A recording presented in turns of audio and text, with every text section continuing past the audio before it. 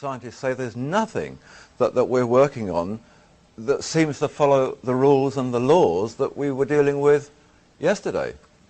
New things are coming. So even the most notable researchers and scientists and writers in the mainstream frontliner are now sounding more like science fiction writers used to. And their work and their discoveries is in fact seeming a little preposterous to that breed of people whose vision is constrained perhaps by what they perceive to be the limits of plausible achievement. The people who feel that it was all learned, done and dusted with passing that last exam. Electric power is everywhere present in unlimited quantities and can drive the world's machinery without the need of coal, oil, gas or any other fuels. This new power for the driving of the world's machinery will be derived from the energy which operates the universe, the cosmic energy. Tesla wrote a strange poem called Fragments of Olympian Gossip and dedicated it to Viereck. While listening on my cosmic phone, I caught words from Olympus blown. The latest tells of a cosmic gun. To be pelted is very poor fun. As we look toward the future, I believe we'll be able to find ways in which we can create the kind of elements that we need by these low-energy nuclear reactions. I think we'll be able to start adding to or picking apart or changing the nucleus of atoms to be able to get the kind of stable atoms that we need. But more important, I thoroughly believe that we will be able to take the radioactive materials, add a proton or add some changes to it, and make those radioactive materials non-radioactive.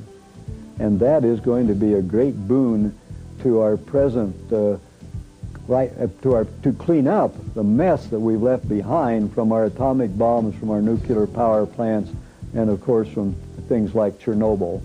So in the future, we have laid the groundwork with cold fusion by which we'll be able to handle a whole array of nuclear changes that heretofore have been outside of the current model of what can be done with nuclear reactions. There are many power companies throughout the United States that are now on alert, and they're sending their representatives to cold fusion conferences. We meet them all the time. They give support. They really will be the vanguard of the new energy age. I believe that any utility company that does not get into this now is doomed, because frankly, when we have generators of electricity and heat that can stay in a home or a building, why would anyone want to be plugged into the grid, the wire grid, any longer? This would make no sense. People will argue against that, but I think the grid will disappear. Was President Ronald Reagan merely attempting to catch up with the Soviets in his development of the Strategic Defense Initiative? All we can do is make sure that technology becomes the ally and protector of peace, that we build better shields rather than sharper and more deadly swords. In so doing, maybe we can help to bring an end to the brutal legacy of modern warfare.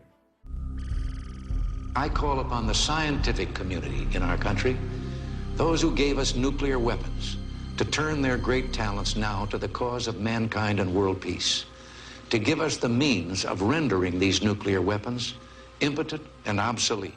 How would humanity change if, instead of material wealth, consciousness was our highest value? It can be done, it will be done, it shall be done. You must make it happen.